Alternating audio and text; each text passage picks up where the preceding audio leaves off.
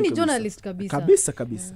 Karibu sana Makumi. Asante sana, nashukuru. Yes, and on Mwabili is left back wako pale. Bridget mwenyewe. Mambo Bridget. Poa sana, uko aje? Poa kabisa. Yes, and remember Bridget is a sports for development professional. Karibuni sana SportyFM. Asante. I can't wait to have this conversation. First of all, even before we start, a Kenyan has broken a world record, and I have to start there. Hey. The one and only Jacob Kiplimo has just broken the world half marathon record in 57:20. Saizi tu. Wow.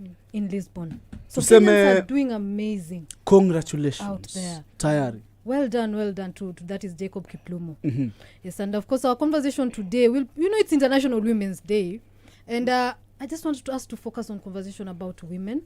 I want to talk about just the journeys of our guests, how they began their journey. And I think my first question, just to begin with, and remember we are live on Facebook. Yeah. We are live on Facebook, that is SportyFM KE, as well as on YouTube, that is SportyFM Kenya. So tune in either of the platforms, join in the conversation, ask questions pale, and then of course if you have a specific questions for our guests, we'll take the questions and we'll ask them on your behalf.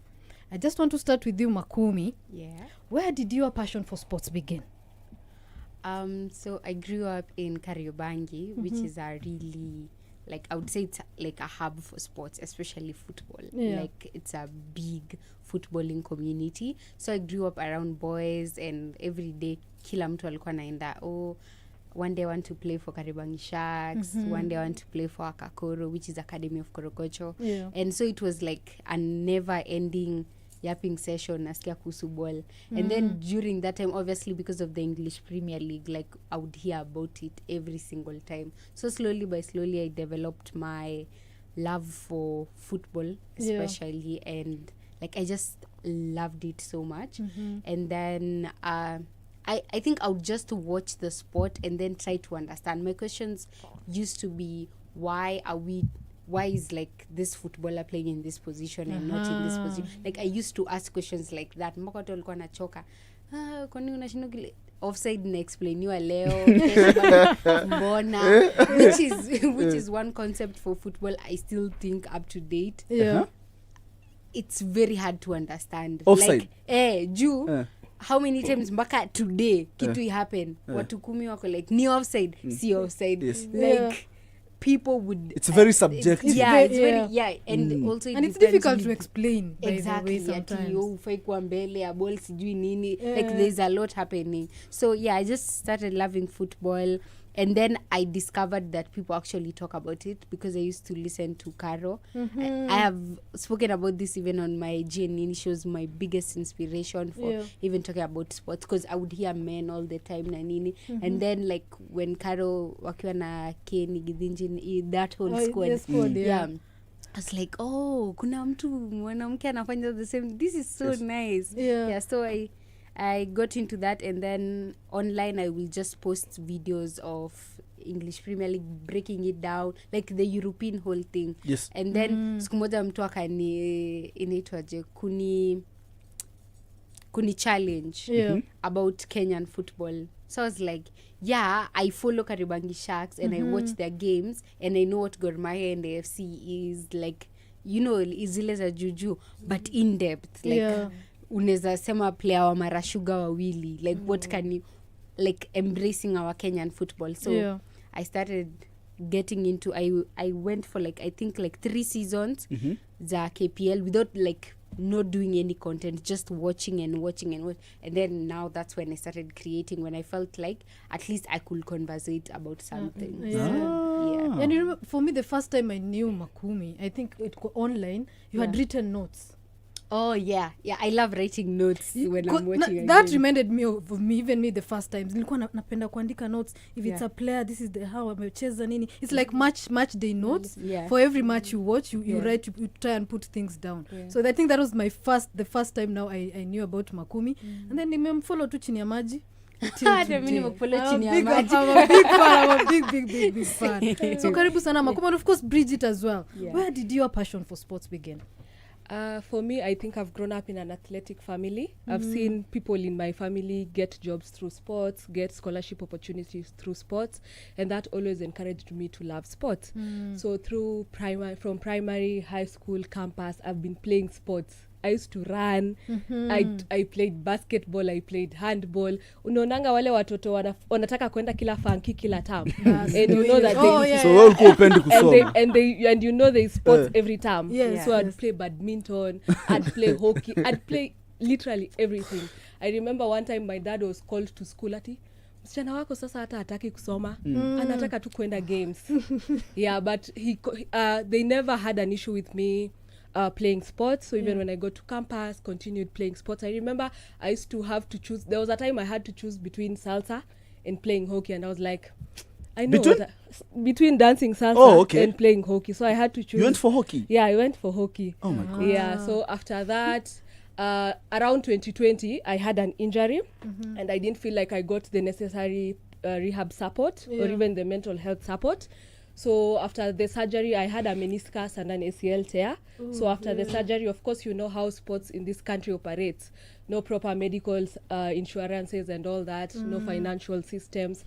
So I decided to pivot into sports administration, worked for Tunza Sports Academy. I know you've hosted them here before. I worked for them for some time. And then in 2021, I got a job at the Jonathan Jackson Foundation that used to manage Nairobi City Stars.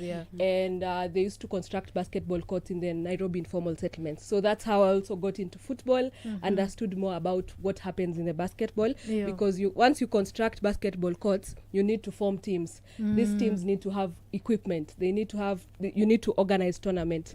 So that's also how I got into the football sector, stayed there for 2-3 years, then moved to the Kakuma refugee camp, where I was in charge of sports for protection. Of course, you understand that in a refugee camp, you need to come up with ways of protecting the young people, keeping them occupied because of the trauma and everything that goes on in a refugee camp. So I was in charge of sports for protection programs, did that for 2 years, alafu Trump akatufanyia ile maneno. Then now I had to come back to Nairobi, and during that time that I didn't have a job, I started volunteering for Awisi, and that is how me and you even met. So I sit in the resource mobilization committee because I'm passionate about getting funds for running sports programs. I believe that with funds, there's nothing we are doing. Let's just without funds. Without funds, sorry. Without funds, you can't run anything. You can't run programs. Players can't be paid. You can't get equipment. So, and Awisi is focused on the women's side. So I looked at it as an opportunity to contribute my skills to that. And then recently now I pivoted into rugby, and I work for Rugby Africa as a sport for development officer, where I support in implementing 2 projects. The Pass It Back program. It's a life skills rugby integrated project that deals with children and young people. And we are currently implementing that in Vihiga, but also I support another project. It's called Grassroots to Global program. It's a project that is focused on enhancing women leadership in rugby. So basically that's how we got here. Pivot. Umeona? Mambo mengi. Hiyo ni diagonal switch. Makumi. Yes. Nilikuwa na skiza recently interview fulani, I think Samira alikuwa anafanya. And akawa anasema wakati your podcast now, when you started talking about the podcast where box to box, Town Ndani, where you talk about Kenyan football. So wakati hiyo concept ilikuwa inazaliwa, walikaa wakasema wewe na Lupo, because you guys go to the stadiums, I think you're better suited kufanya content kama hiyo.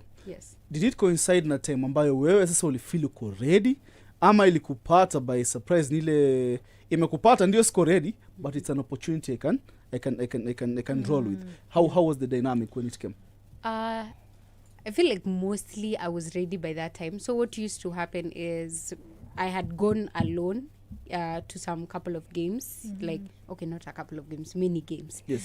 So I had familiarized myself with that, and then I met Sheng, and then me and Sheng started going together. So as time went by, we decided like, si tunaweza kwa tukifanya tu post match tu. By that time we didn't even have a microphone, so we'd use the earphones. Earphones.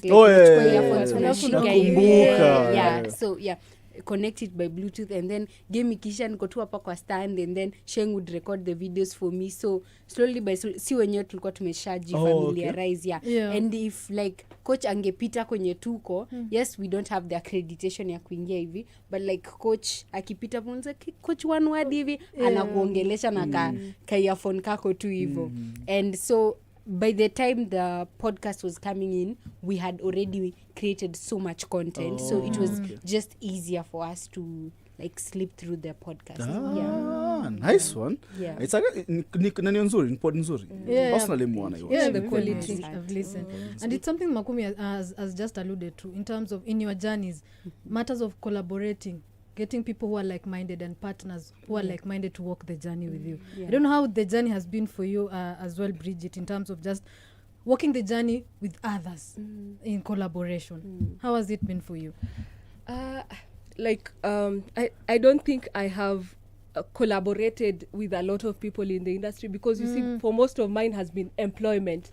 So you only work with the people you are employed together with. But of course, conversations maybe in the stadiums, maybe now the people that we work with at Awisi, because you know you're in resource mobilization, others are in events, others are in policy, others are in research. So maybe that's the the specific point that I've started to collaborate with people, but maybe just conversations with people about how to make this better, and then now at an organizational level, now maybe partnerships with corporates, going for those meetings. But on an individual basis, maybe the fact that I'm your friend and I have conversations with you and Mwabili, but not necessarily as an individual. Yes, for me it has been at organizational level. Yes.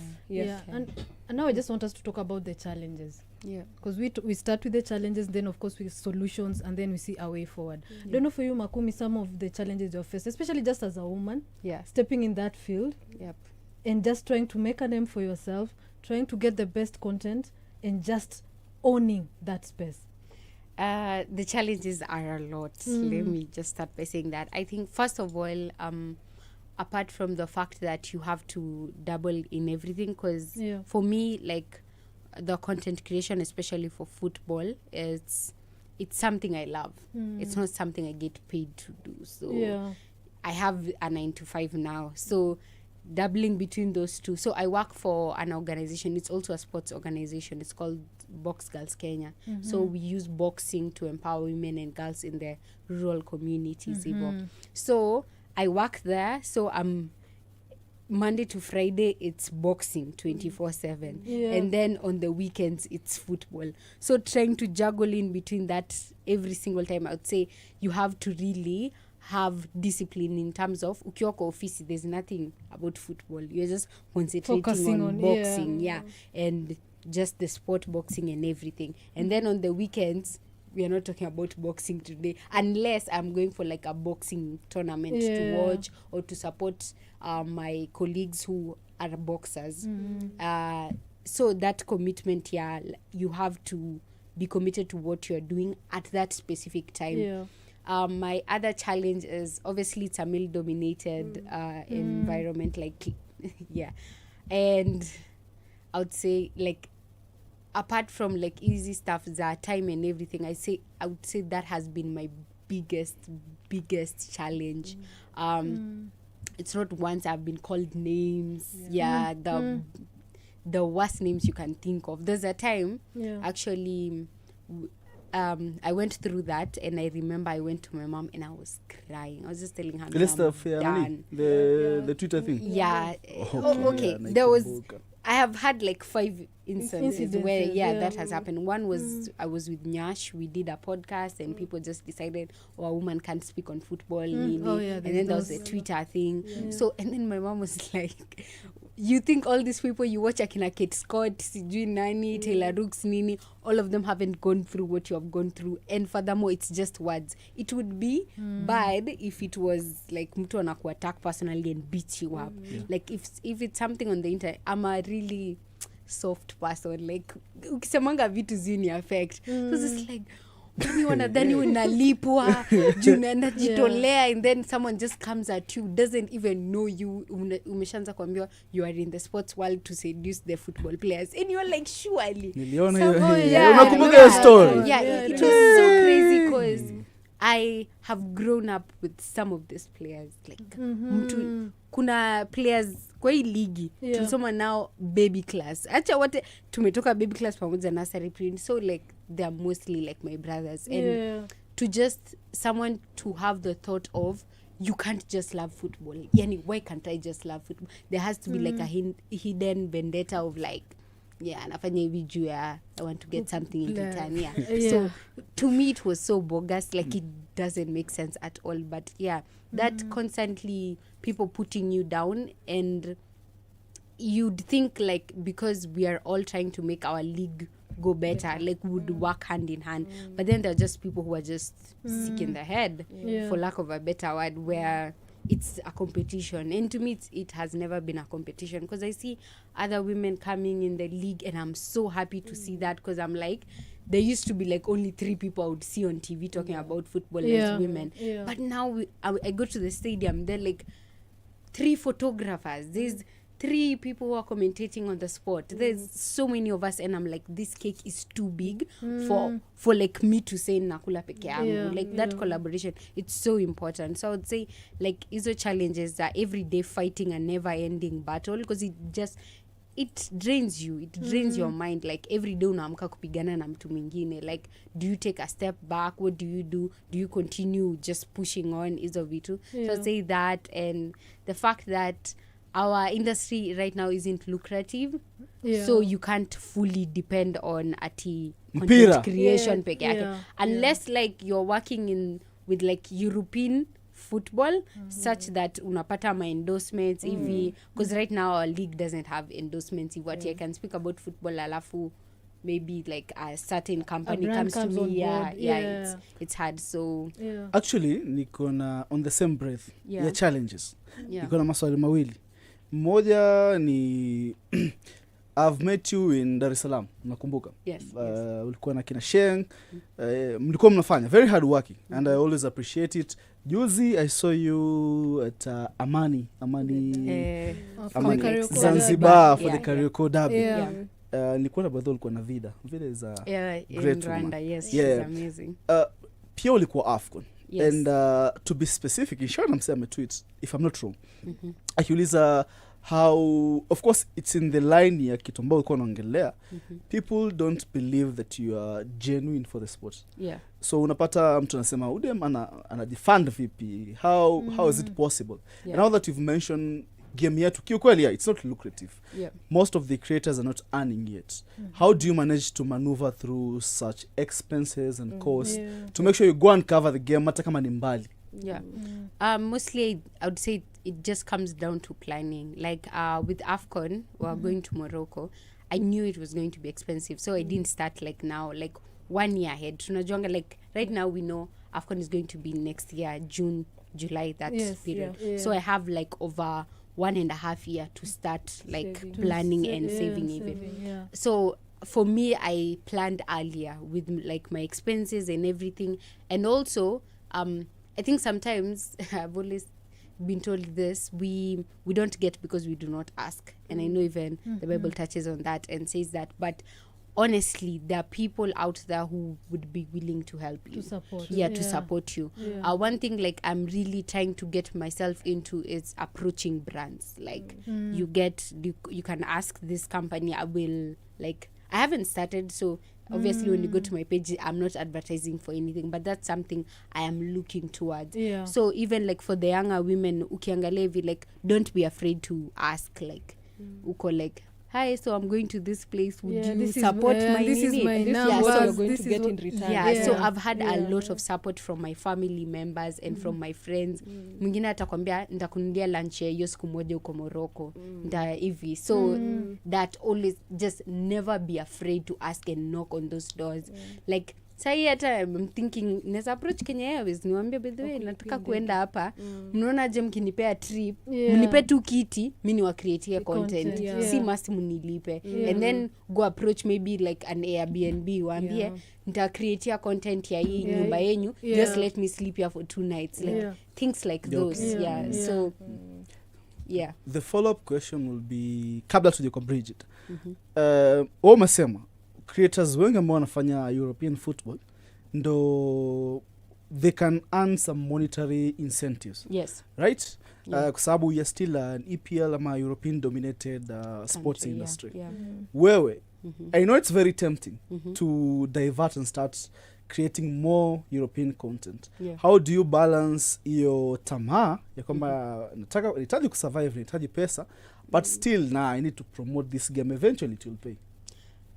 Funny thing is I actually started with European football. Like I did that for like 3 years even from 2019 to 2021 and I think part of 2022. So I did that for the most time as I was preparing myself like to get into Kenyan football.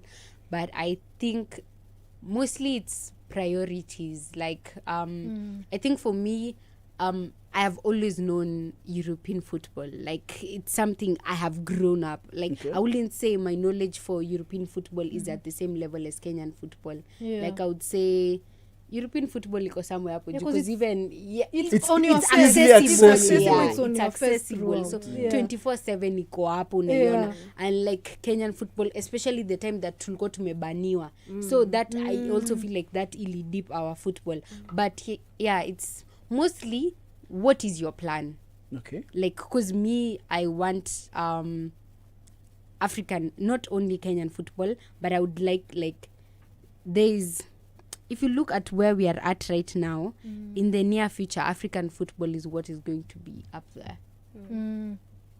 Like if you if you position yourself, this is the right time to be in it. Yes, this is the right. Exactly, I understand the concept actually. So it's like what are your plans? What do you want to be known by? May I want to be known as somebody who appreciates African football, Kenyan football, creates content on Kenyan football, because I also feel like the European nini is saturated. Not that I cannot get into it. I can get into it. I do that on the side. Hadi leo naweza amka tu ni create content au Sunderland wanacheza nini hivyo. And you're a Sunderland fan.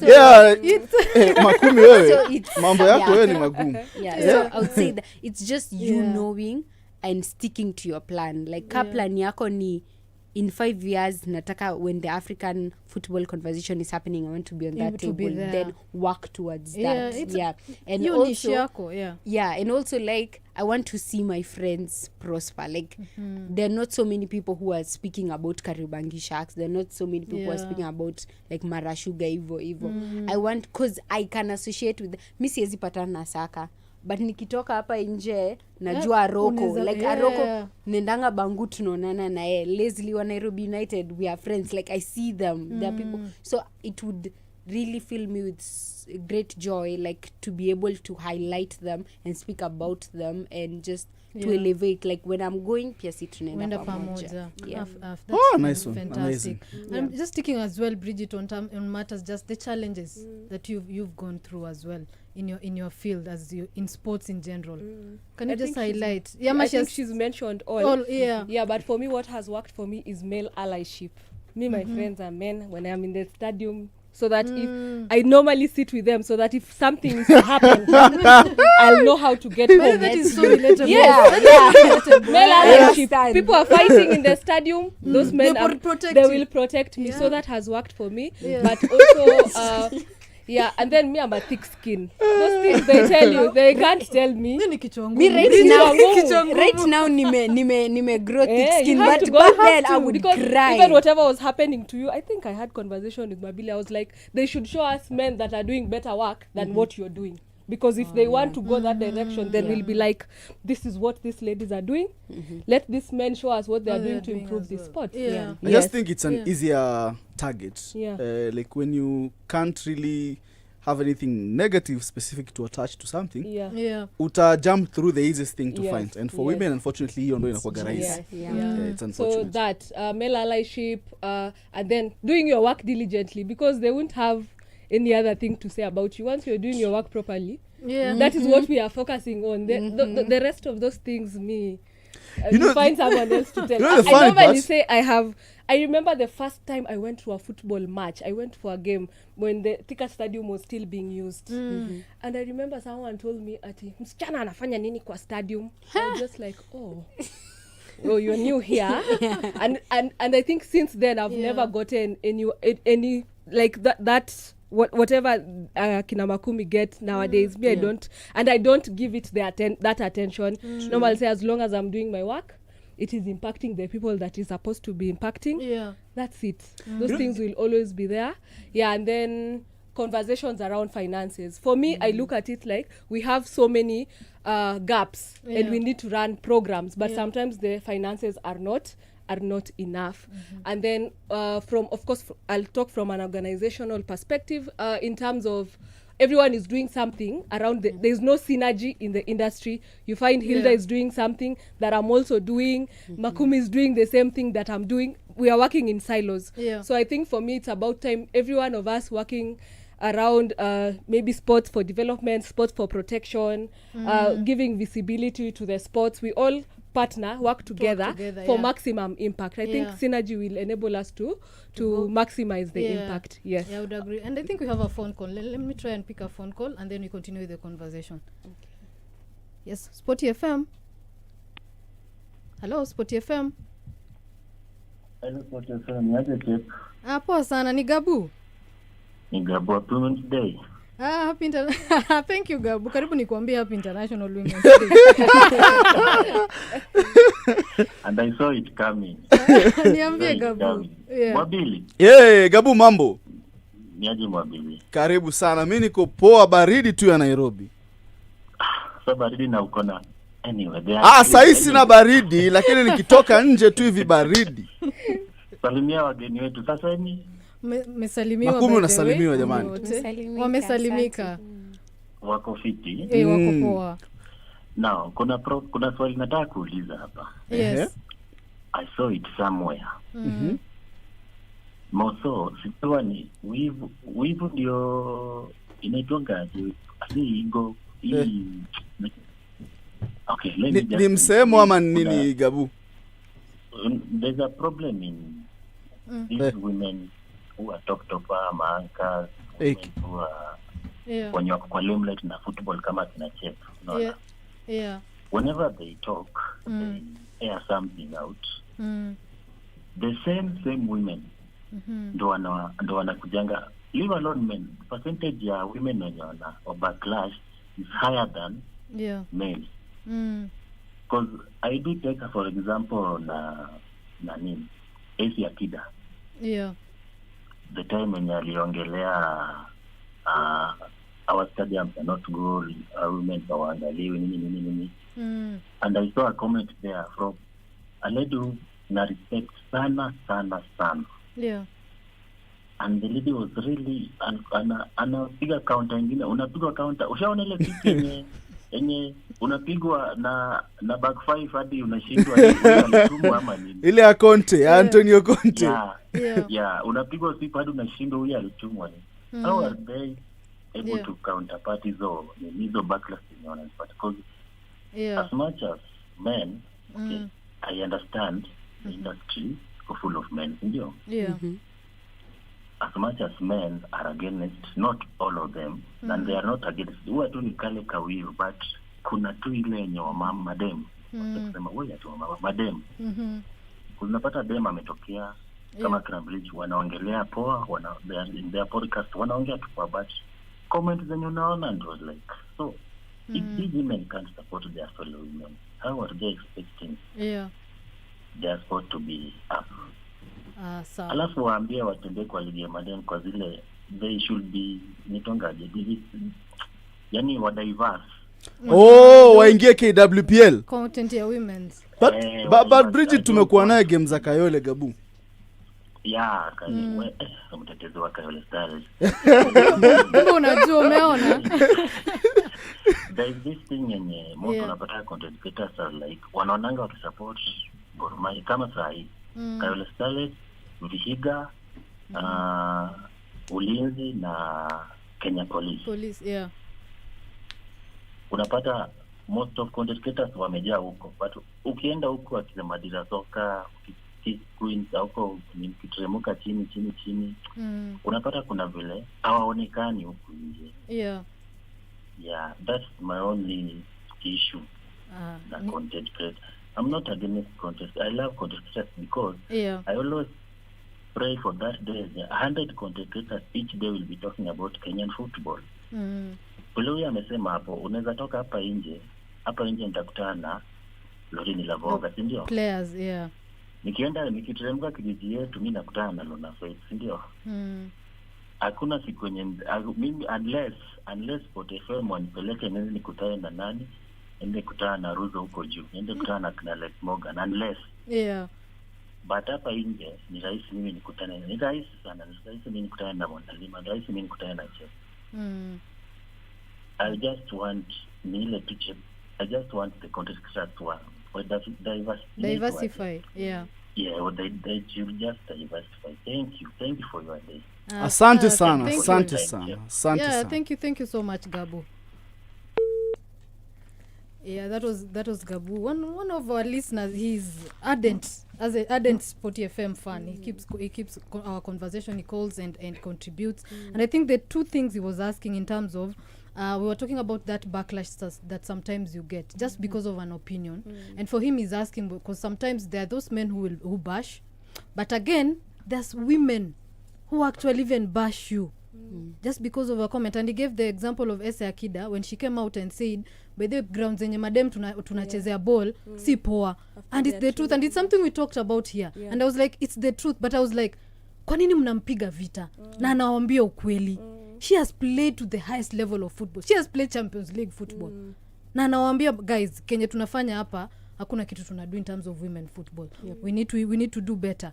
But again, you go and see on the comments, majority are actually women bashing her. Hata women's actually hii kitu ilikuwa funny sana. Starting with the admin wa Trinity. Yes, I saw that and I thought, I hope that admin got fired because that was my first sentiment. That was unprofessional. Kama ingekuwa mimi niko pale Trinity, mimi ndio in charge. That was the first thing. Go home. It was so unprofessional. Kuna jamaa anaitwa Saka Baba. Anasema nimewa big up sana. Alafu ni Jacob auta Kadheka Kai. I think juni jina la Kikamba. Kadheka Kai Machakos. By the way, ile Machakos kuna event ya game inaendelea. Captain Irene. On Women's International Women's Day. She's doing amazing. Nilikuwa niende, but sasa ilikuwa nikitoka Mashuru tupita hivyo, but sasa tuko na show leo hapa. Lazima tukikuja hapa. Then on Tana rather anasema big ups watching from Thika. Mimi ni mtu wa Jomoko. So what was Gabo was asking in terms of those just dealing with women who actually try and pull you down instead of supporting sometimes. How do you guys deal with that? I'll start with you, Bridget, and then I'll come to you, Makum, in terms of that. I personally haven't gotten that. Me, I'm a believer. First, if you look at most of the opportunities that I've gotten in the sports industry, it's women that have given me those opportunities. So I'm never a believer of women are enemies of themselves. I've also never seen a woman who's come to criticize negatively the work that I do. Of course, when you get criticism, you see if it's something that you can work on, then you work on it. I take it positively, but I've never, you see that backlash, I've never gotten it. And I'm a when people say that women are enemies of themselves, mimi sikuangi kwa hiyo philosophy. Wewe unakuwa hardcore mwingine sana. Kweli ni kichwa ngumu vile. It helps. Sometimes you have to have thick skin. Lakini Hilda unakuwa kichwa ngumu. Hilda na Makumi ni kama mko WhatsApp group. Me I'm thick skin. I wish you knew. I don't care majority of the time about a lot of things. I think also because you've been around for some time. And then when you've grown and you know all the networks you have made, it's from your hard work. A lot of things don't bother you. Fair enough. A lot of things don't bother you. For you, Makumi, in terms of just other women maybe just coming for you as well. I think I have the same experience with Bridget. I think I've really gotten a lot of support from women, and just like I'm just a very girl's girl. So mbaka ukinipatanga, like I'm usually the type to meet a girl and I'm like, oh my god, I love this. Oh my god, you ate this. So I don't know if it's because of that. I have also met women who are like that, especially kwa field, like who are very supportive. But on the internet, I can't single out one experience of like a woman. But then these days I usually tell myself I can't take criticism from a person I wouldn't want to be in their position. So if it's like I look up to you and I'm like, you're criticizing me, I'll be like, I will listen. But like kuna watu who just criticize for the sake of criticizing. And also with how the world is and this disease of cloud chasing, like kuna mtu tu anataka tu andike tu kitu hapo ndio apate likes, and you have to actually look through this and understand, is it like something that is going to help me in any way, ama tu mtu asema for the sake of saying, because like you create content, hata kuna wenye they don't necessarily criticize what you're saying, because most of the criticism yenye mimi nishaipata, it's never about what I'm saying. It's never about like the take was so bad that I decided to call you out on your name. It's usually what's a woman doing there. Like, you know, they just go for you, or like they start looking at your looks and anza kusema unaongea aje, angalia venye unakaa. Like it's nonsensical things that don't actually. So you have to like look through that and be like, does this make sense? No, it doesn't. So hakuna mali tunapatana na wewe. The experiences I've gone through, you have never even stepped into that. So tunaambiana nini, like you the funny part, Makumi ni one of the this say we new, but the new crop of journalists wakati wanaanza na nimeona hata Twitter toko nasema anauliza maswali ambayo yana make sense. Although history ya mtu unauliza vitu zimehappen kwa uwanja, you know, we had that problem. Mtu anauliza vitu zenye hata relate, but majority zinakaa clickbait. But wao walikuwa wanajaribu anatafuta substance from the coach. So ukiangalia unasema watu wanataka nini, lakini maybe people just love their own story yao ya clickbait tu ya kuuliza mchezaji atakula dada nini, coach unaongelea nini kuhusu hiyo, while she was actually asking about things that were happening on the pitch. For Bridget, umework on protection, what's the right word, safeguarding. Wewe especially kwa women's football pia umekuwa kwenye space yetu. Unaona gap gani, mna challenge gani kubwa sana kupata to establish the root cause, because even as early as tupata late last year kuna incidences pia ambazo kuna breach of safeguarding ama tu kuna vitu unaona kama viendi sawa on the women's game. Nyinyi mna identify vipi, ama wewe ukiangalia on your own perspective shida ni gani? Okay, for me first, safeguarding is a huge part of the work that I do and what I love. So what I've seen in the sports industry, not just football, ata in other sports, we have safeguarding policies just on paper. They are not implemented, and then you want people to sign code of conduct, but you've not created awareness around what safeguarding is, because other than us or people who work in administration, people don't know what safeguarding is. People think safeguarding is GBV, but cheating is also safeguarding. Match fixing is also safeguarding. So people first don't know what safeguarding is. So we need to continuous awareness creation on safeguarding, and also creating awareness of the athletes, our athletes' rights. These athletes, these sports women and men need to know about their rights, remind them. And then now after that, we do mandatory safeguarding trainings. And then even when you're doing recruitment, there was a time there was a coach who had a safeguarding issue, was a perpetrator of a safeguarding issue, I think back in Western. And then after like 2-3 months, you see him as a coach in another team. So we also not doing proper background checks. So we also need to ensure that we do proper background checks so that ile disease isikuje tena in another team. But also I was thinking, is there a way we can have like a database for perpetrators of safeguarding, because you have been fired there. Can I be, as I'm recruiting you as a coach, is there somewhere I can look at and okay. like a background check? Yeah, like a background I check. get all your details. Kama venye nitwaze niko siasa, kama eti ukikuwa impeached wewe uwezi ukavite. Yes. Wewe story yako imeisha. Naelewa. And then just training even the staff that work with these teams. Unapata team manager is handling a female team when they are going for sports, for a tournament. They don't understand what safeguarding is. Our leaderships in our ministries, our leaderships in our federations, we don't know what safeguarding is, because it starts there. Once the leadership understands, we get buy-in. Once you get buy-in, we have funds for doing conversation, for setting up systems around safeguarding, and then also reporting. How do you ensure that it is safe for these people to report these cases? Because we've created an environment where a person reports that they are going through this and this, and then they face stigma.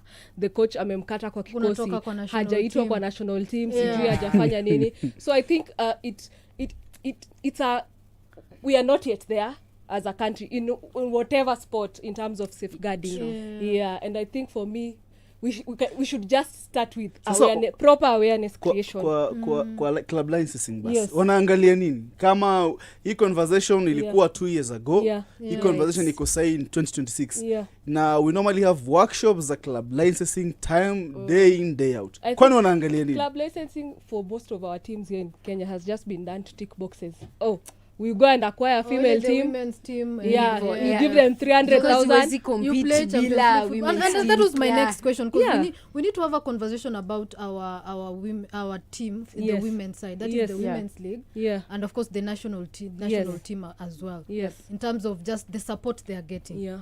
Because I feel, especially the women's league, there is no support in the women's league. In terms sponsor, resources, in terms of resources, in terms of just prize money, in terms of just pesa tu kidogo kwa mfuko for these women.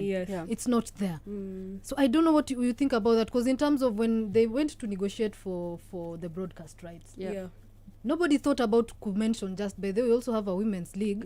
If we can negotiate a certain percentage of this revenue that you're going to get, as 10% or 5% will go to the women, will go to these women's teams, somewhere to start, because I feel we have hatuna mahali hata ya kuanzia kwanza before the teams become independent. I don't know, Makumi, you've covered just football and you've talked to players. Just tell us about just the raw image of just the women's league in this country. I think mostly because this issue has been a recurring issue of where like every single year kuna a new challenge. Okay, it's not new because it has been there before. So it's a recurring issue. I think we have to reach a point where we have to force the hands of these people. But I think the first biggest thing is to mobilize people to come to the stadiums. First of all, because I feel like if you come, nikona watu wanakujanga game ya madem like 10,000, okay, not 10,000, like 2,000 hivi, sindio, per weekend, and we're like, these funds are demanding easy games yekwe hivi. We have leverage. So if we go to the what is it called, like the table, to bring out the issues, we have some leverage over them.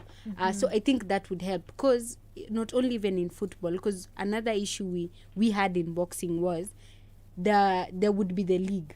So the women are competing and the men are competing, but the women aren't being given points, because in boxing, like ukishinda mnapewa points, nini hivyo, draw na nini. So in the women's league for such a long time mlikuwa mnafanya 2 trisex, like mnakuja mnapigana, but women never actually get the points. So ligi kiisha ni wanaume tu wamekuwa kupata points, but the women side are not getting points. So you have to like go and table this issue, because as for us, we took that burden of like nikushinda tukinsist the boxing federation have to give women the points, like hakuna venye hawa tu mtu ana train na nini, like na hakuna siku yenye atawai pata points. So it's a matter of like, it's high time we stop negotiating and just like go full on and just be like, something has to change about that. But we have to have some leverage when we are trying to negotiate with maybe sponsors or that type of thing. But your leverage,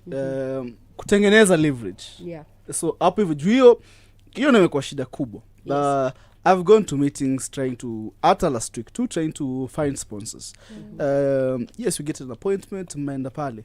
But your leverage ni gani? Kwa sababu I think leverage ni funds. bas because there has to be an start from ROI there. because Yeah. sponsors will be like Mr. Invest hapa if like I'm not getting anything in return. If I'm advertising my brand whatever na watu wenye wanakuja stadium maybe ni like 500 Yeah. I don't see any need to invest in that. ni kweli Yeah. ndio nasema our fans paka utengeneze because mwa naona iko part of the product ambayo structure the team itself and now the outside ambayo ni fans but hiyo unaiweka kwa responsibility ya nani sana wachezaji so the clubs ama now the federation. Where do you draw that line between nani anafaa kuweka nguvu kubwa? Me, I think it's federation because the thing is in as much as like when FIFA are giving out funds na nini hivyo they I presume I might be wrong but I think they do put into consideration the women's league because they do know we have a women's league. Yes. So is there money that is being invested but it's never being used in terms of like maybe because the ordinary fan hata kuja na hata ajui kuna kuanga na ligi. I'm sure out there kuna mtu hata ajui kuna kuanga na ligi ya women's league. So it's about like the federation has to take a step of where one advertise so that the normal mwananchi knows about these things so wao wanaweza kuja so when we have people in the stadium then now we can be able to approach the brands. I think that's my I think apart from the federation also the teams also have play a role and even the athletes themselves because you see some of these athletes have like huge social media following. Can we leverage on that to have nimekuja stadium juu Humphrey Aroko na tukuje wengi you know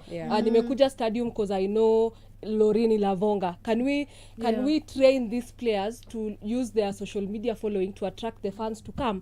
The clubs also play a huge role. They need to be playing a huge role in getting sponsors. You can't just rely on the federation alone. Also FIFA gives money. Bridget mtu atakwambia FIFA gives money for women's football. Even recently they have given money for strategy plan for the here in Kenya for women's football. So yes, they give the money. Bridget mtu atakwambia na nishaisema time and time again clubs zetu especially on the women's side like, it's a very complex dynamic kwa sababu mtu anakuambia tunahitaji probably the comms and watu ambao wanatusaidia kupush to train the players na kila kitu wanasema tamani hata budget ya kuona match day hatuna ya kuhaya professionals tunaitoa wapi?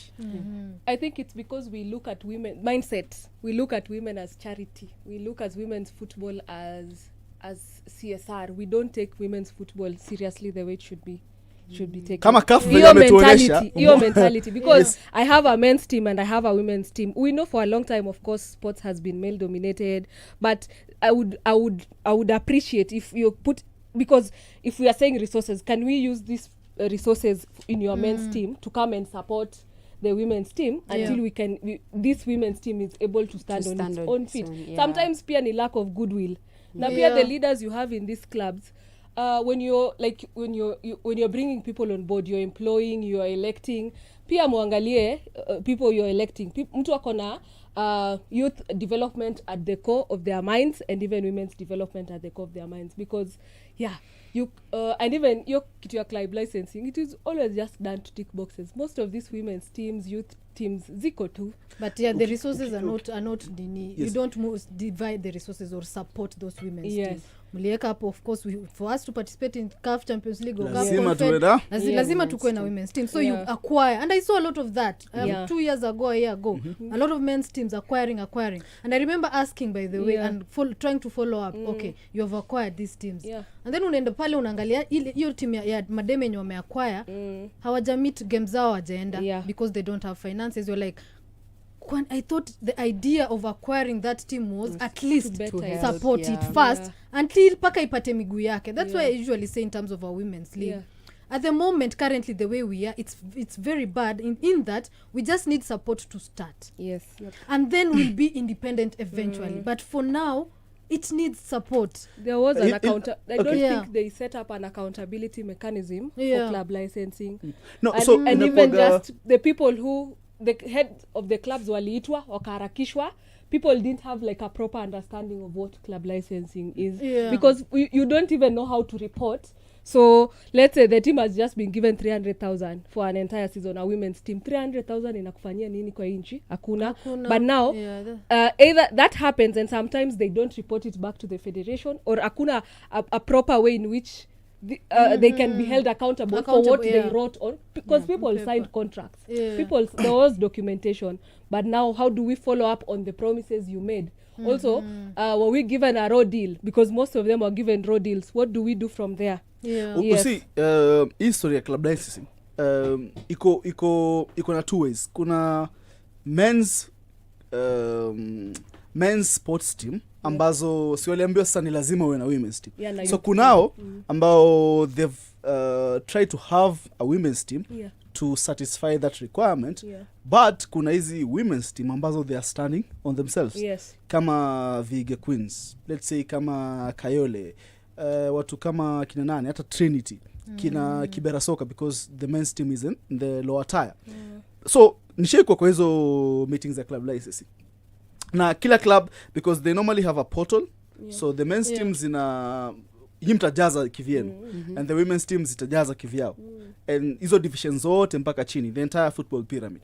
So ndo najaribu kuangalia blame na zaiweka wapi, kwa sababu kuna team kama zetu zenye standalone kama Kayole, tumeenda tumejaza requirements, tumeweka, mnapeana alternative sijui grounds, mmeweka utalii na annex, mmeweka, mta manage kuona game zetu zote za season, yes, mmeweka, mmekubali, but ikifika inaapproviwa, but katikati ya season kuna timu haijaona game zao, so hapo lawama tunamwekea nani? Kwa sababu nyinyi mlipeana, even though it was insufficient, ikaapproviwa bado.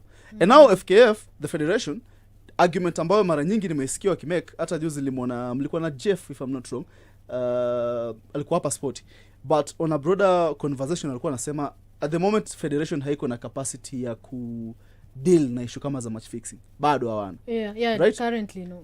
So ukimuuliza mtu wa federation atakuwa anakuambia saizi ukikuwa strict na club licensing, you will lock literally 90% of the clubs. Viga Queens ndo satisfy, so wao automatically wanakuwa nayo, na Kenya Police Bullets hao wanaweza satisfy, but hao wengine wote tricky sana. So if they are strict, we won't have a league. But so the idea was this, and I remember talking to one of the experts in terms of club licensing. Idea ni you can't have everything at once, in terms of not all teams can manage to get hizo criteria at once. So you unaweka pole pole, tunasema first of all tuanzie wapi? Okay, I need players ku on contract, so this season focus ni nini? All teams and players have to be on contracts. Tunaanzia hiyo hii season. Okay, then we actualize, tuone nani amepata hiyo criteria, then next year or next season we go to something else. So unaenda progressively pole pole, because club licensing you can't wezi nini mara moja, yote tu safari moja, you lock out, as you said, majority of the clubs lock them out. Issue your contract. I think kila club KWPL zimepea players or contract. The issue is still bado wachezaji they survive on match winning bonuses peke yake. These salaries bado hazikui honored. When you wanna run utasema hakuna do, and what will you do as a federation hata kama wewe? Because niko 100% sure, me I know the players I talk to, and the administrators naongea nao, kila club ziko na contract, but sasa hawaoni contract, bado watu wanaishi kwenye bonuses. Utawaambiaje? Jana hata sikwambia kwa game ya Mombasa United, after game imeisha, iliisha 3-1, walishinda, a very good performance, but on the side kuna players walikuwa wameenda ku confront goalkeeper, wanamwambia wewe umetunyima clean sheet bana, umeona? So the context ni kuna wana depend on bonuses sana. So clean sheet imeenda, umeona backline haitapata bonus fulani, kwa sababu salaries hazilipwi. That's the reality. So hata kama in federation una balance aje? It's a very complex I agree, it's very complex. But now I just want to pick your mind on in terms of just how in terms of resource mobilizations. Now let's say for a women's league, penye tuko sai, how can we start getting resources in terms of grants or any support in terms of our women's league as we start, before now tuanze kusema we are going to negotiate for broadcast, we are going to negotiate with brands, just for the beginning. How do we start in terms of just getting resources? I think leveraging on existing human resource and bringing people on board kama volunteers to support us. Because I used to see Tusker has a women's team. So what they used to do, the people who work in the men's team, social media, they used to go and support the women's team, photography, I think you can leverage on that. Even us, when we were the Jonathan Jackson Foundation, the social media people, the communication would support Nairobi City Stars so that you don't have to employ another team and incur cost.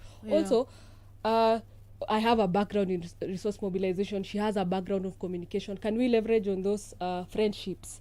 Because akuja tusaidie na skills zake before we even set up. And then we use that. Alafu tukishaanza sasa kupata numbers on social media, tukishaanza kupata then those numbers on social media we can now start approaching, go to corporates, go to NGOs, but also just getting your stories right. You have a women's team from Kariobangi. There are so many grants opportunities outside there online. I know sometimes zimefanywa zikuwe very detailed, but we need to go out there, apply for those scholarships, those grants. There's something also Fred Ambani did. He went to Kenya School of Law and partnered with them. They get a field. For the can grounds. we also can we do that for our women's team?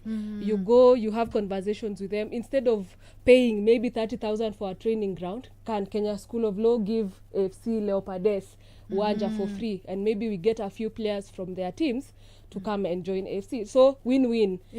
So before we can even start paying people, getting the money, let's just use what we have. Mi nasemanga tu ni goodwill.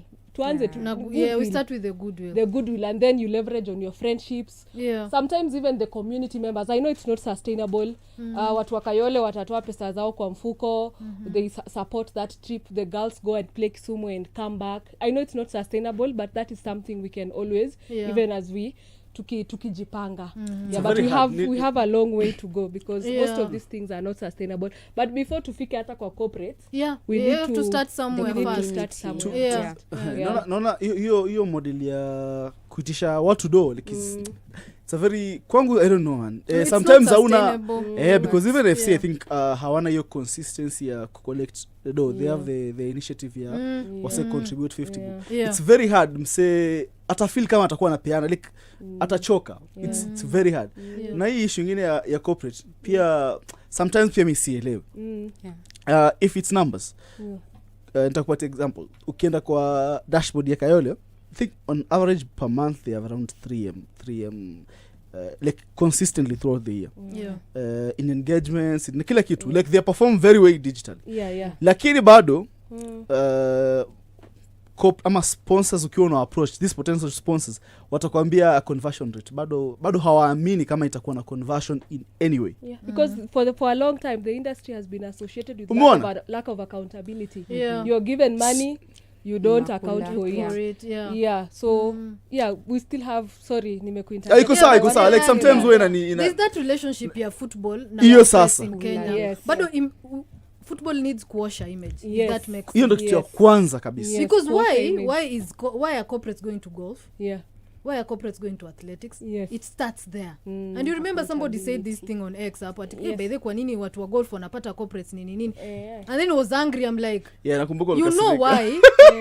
you know why people are lakini unajifanya because for the longest time we've lacked accountability. We've gotten the resources, but we've lacked accountability. So you need to clean up that image and tell guys, by the way, football yetu tumemature, tumegrow, we are doing much better. And then now they will come pole. And we need to be flexible with changing needs. Because things keep changing every year. Priorities are corporate peers. Exactly, their goals change. Everything, a lot of things change. And you need to be ready to change with that. Nini star acha nyote. Kabla niwaulize. Tumekuwa tukiongelea women's football hapa. And hii wiki the biggest of all ni CAF wanasema hii AFCON. AFCON kwanza ingode. Kutoka ilikuwa happen March, April. Wakasema pause 3 weeks to the tournament. Wanasema 10 days to the tournament. That is 3 weeks, 10 days. Wanasema itabidi tungoje August. Itabidi tungoje August. Tuanze na hapo. Huko karibu na mimi. Sababu mimi imekuwa ikinikasirisha. Red flags niliziona kitambo lakini naziona kama ni green naona ni green. So eventually it may happen. Makumi, what's your take on it? The entire circus. I think venye tu Bridget alikuwa amesema, I don't think they take women's football seriously, because they remember your drama. I think me started having doubts venye nilianza kusikia South Africa ndio wana host tena, imetoka Morocco. I was like, why sijasikia vitu kaa hizi like zikihappen during AFCON venye ilikuwa juzi hivyo. So it's very disheartening for like the highest level of African football to be so unsure about like A the big biggest tournament. comment. Alafu wanangoja mpaka mwisho. The biggest tournament for women's football, because I doubt 100% something like that would happen to like On the men's nani? on the men's team, because Morocco ingebaniwa.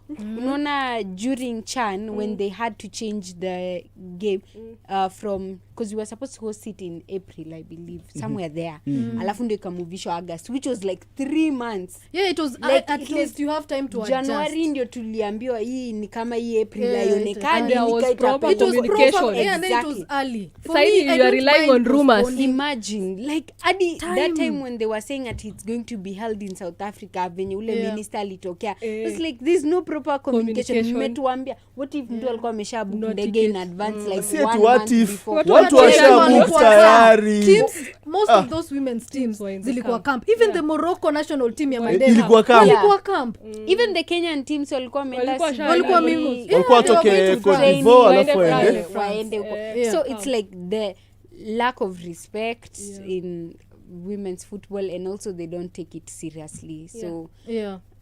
I don't know, nimeona watu online wakisema about boycotting issue, but if boycotting would mi be the nilikuwa right, but naona I kama don't ni know. opportunity vizuri after riding on a successful AFCON, and then we have AFCON almost like immediately. Yeah. We would have bagged we could have used that excitement and all that. But me after the draw, I didn't see proper marketing. Kule umeona walikuwa After wanaificha the kama draw, bangi. marketing. After By the the draw, way. the communication Yeah. around the tournament, the marketing of the tournament was poorly done. So Yeah. me after draw, I was just like, oh, okay. Yeah. Even I was telling my journalist friends, sasa si hata muende camp, you try and create awareness for our girls around WAFCON, get their stories, what they, because I was not seeing anyone who is doing it. Yeah. Yes.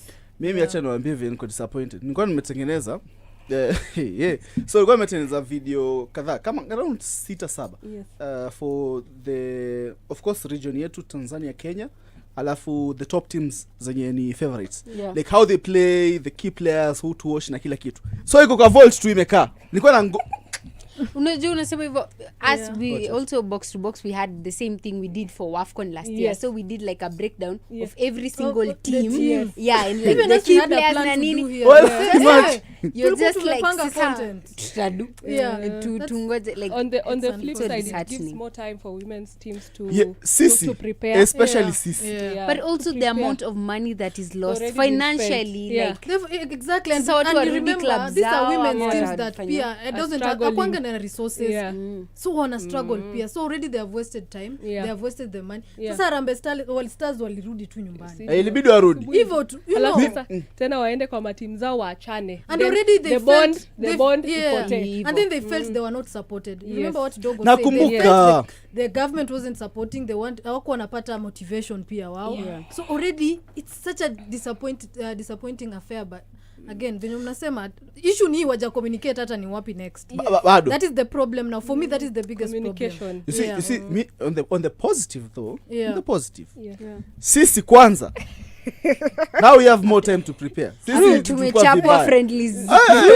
Yeah, tulikuwa vibaya. Go back to the drawing Wewe unaona bao tulifungwa. Yeah, Hizo and those defenses lapses Yeah. zilikuwa mbaya. Alafu wachezaji Yeah, sasa kama huku manage to make the cuts, it's your opportunity again. Yeah. Go harder. show, yeah, Jaribu yeah, tena. make It the can cuts. come. Yes, so naona time yetu imesonga and I would just love us of course to Pia president finalize anaweza on kuja this sahi. conversation. Prezo atakuja. Anakuwa na time ya Hakuna kusupport. time sasa Ya atakuja. kusupport. Yes, I just want us now to look for at the future and maybe tukienda now your final thoughts as well. I don't know for you, Bridget, what do you see in terms of future, in terms of just women's sports? Because I've seen growth in women's sports the last 3 years or so. If it's basketball, if it's rugby, if it's football, there's that growth. So I don't know what you think in terms, especially for our local sports, in terms of just women, the growth. I think there's opportunity for growth, and all of us need to work together to ensure that that happens. But also not just football and rugby. There's need for us to also give visibility and take care of women in other sports. So we are talking shooting, we are talking judo, and if you look at these non-traditional sports, these women are actually doing so well outside there. Even esports, by the way. Esports, you see. So maybe a call to government and every other stakeholder in the ecosystem to support even these non-traditional sports, because there's so much. And then in terms of I normally have a problem with athletes. Once they are done, they can just become coaches and referees, and that's referee nani lakini so for me, just to encourage them that the pool career post your athlete so career is so big. Yeah. You can join the media, you can become a sports entrepreneur, uze hizo viatu sasa for them, the equipment, and just tufunguke akili wote, but also for us who work in the industry. Personally, for me this year nilikuwa najiambia I will start going to watch other games that are not football. So nikaenda nikawatch taekwondo. So now I'm thinking the next time there's something else, utakupeleka esports. Niende esports, you know. Just to get to know what is happening in those other industries. I know the challenges are the same: finances, safeguarding, lack of women in leadership, but just because there are specific challenges tailored to the specific sports. So calling upon everyone to go and give support and visibility to that, and then to thank all of you, this radio station. You give the non-traditional sports visibility a lot. Judo, fencing, shooting. Because the normal sports radios and TV stations wamezoea to football, volleyball, rugby na imeishi hapo. So just to thank you guys for giving visibility to the non-traditional sports. Thank you so much. Your speech hiyo ni nzuri hiyo. Unaweza chukua nayo load hata bana. How do I go after that? Okay, for me mostly it's because I'm in the media. I would say don't be afraid to put out your content there. Like no one will ever know who you are if you sit with the content up. So start posting. Hata kama utapata 2 views na ni mama yako na baba yako, it's okay. Like that's a step. Yani hata cheli yako hizi angalia majina ni mama na baba. Unajua mimi ndo walikuwa supporters wangu wa kwanza. So ndo walikuwa hapo kwa comment section. Yes, wanawasha moto. Kwanza mama she just had to learn about football. She just had to love it. So and also like there's someone I had saying ideas are useless, which I agree with that. Ideas are useless until you actually act on it. So, and no one has an idea like it's yours permanently. Ideas jump from one person to another. So if you don't actualize the idea you have right now, utakaka 3 months uone mtu amefanya the same exact thing. Ideas are not personal. I agree. So ideas are out there in the world. It comes to you. True. If you don't do something about it, someone else gets that idea. Kuna mtu alikuwa ananiambia. So it's like that, You remember the interview I told you about? So alikuwa ananiambia sasa alikuwa anaongelea na spiritual angle. So Mungu, of course hiyo idea Mungu akona ama aliweka kwa universe. Anataka will yake ionekane through this concept. So hakupatiwe peke yako. Anaiweka kwa watu wengi. Whoever mwenye anaamua ku-action. Sasa wewe action yako ndio depend how far it will go. And it was very interesting. I was like, wow. That bit I agree with Makumi. And maybe who do you want to celebrate? Today is International Women's Day. Makumi, do you have specific person you want to celebrate? I have like tens of thousands. At least. 20. Wow. First of all, I think to my moms, both of them who have been... You have 2 moms? Yes, I have 2 mothers. Take us through.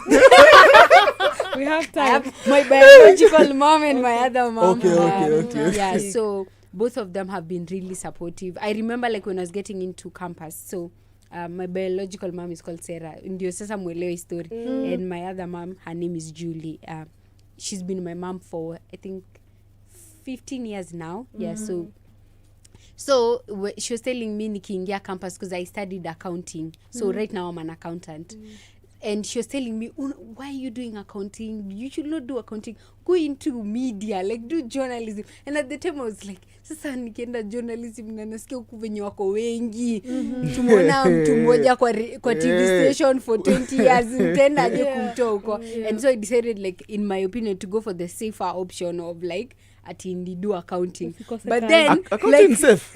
Yeah, for me it was safe. Yeah, it was even when we were in school, it felt opportunities. Yeah. Feel like it. Okay. Yeah, Then, so it felt safe at the time. But now coming back, she was telling me, Juicy, you see, I told you, I knew you were going to get into something in media, but you never saw it. So the fact that our parents can actually see so far, but because as we are limited to what we think we know, it's just crazy. So I'll say their support and always being like my biggest support. Both of them have been amazing. I wouldn't wish to have any like mothers out there apart from the two of them. Yeah, and also like the people who have gone before us in the sports media industry, like I would say Caro, obviously I've spoken about you, like there's so many women I can think about, Akina Nicolette and Nini. It's so nice to see women already doing it, so it doesn't seem like an impossible dream for you. So all the women in the sports media industry and also the athletes who have just broken barriers every now and then. You look at even like things like athletics, like our women are known so much, not only here but outside the world, and they're celebrated, be it in boxing, be it in football. Like our women's team are in a WAFCON every now and then. Like they're representing us. Like our women's football is actually so high compared to the males football in terms of like who participate. We had the first team ya kuenda World Cup, which was the women's team. So they're doing so much to push themselves, even though like the backing isn't there and the support isn't there. So I would say all of you are there, and also all my girlies when you're nakwanga hapo Instagram wakiniambia sielewi kenye unasema, but go girl. I support you. I have so many comments of my friends who don't understand anything about football, but they're like, love it. Support, let's go Kariobangi Sharks. Because wanajua na support Sharks. So I would say the women in my life who have supported me 24/7, like even women who reach out to you and be like, oh, niliona video yako, this is so nice, and I love those girls, so nawapenda. Fantastic. For you, Bridget? First of course my mom is my ride or die. She normally tells me, you're Bridget until you get things done all the time. Like all the time. So her, and of course I look up to Cynthia Mumbo a lot. She's the CEO of Sports Connect. Me too. She's a great woman. She started a project around strengthening women leaders who are in sports. She's constructing basketball courts in the communities. She's organizing tournaments out there. She sits in various boards, so that means she's able to be part of decision making. So I really look up to her. Of course, each of the athletes out here, our women athletes, they do, yani hata ukiangalia performances, they are top uko, whether ni Malkia Strikers, whether ni Harambee Starlets, whether our women athletes are out there doing very well. And then of course akina Jacqueline Juma, akina Rose Mshishi, these are people that have these are people that have they support, they have managed men's teams. Specifically those are people I'd want to really appreciate. Mshishi is the assistant head coach at Nairobi City Thunder. She supported she led the team through Bal, and they're also back in Bal. They're back in Bal. So those are people I'd also want to appreciate, but also just my friends, my peers, Hilda, Nedi, Kairan, Jody, JJ. Kwanza JJ, when I got into the rugby space, she was like, I know you're new here, but first take this ticket and come for Kabeberi 7th and know what people do here in the rugby space. So just to also appreciate my peers who work in sports, whether in the media, whether in project management, in sports administration. And our dreams are possible. We can get things done. I think that is the best way to live it. Hata mimi sina ya kuongezea. There's nothing more I can add. Thank you so much, Bridget Sante, for coming through as well, and Tabitha Makumi. Thank you so much, ladies, for coming through. And again, happy International Women's Day. Thank you very much.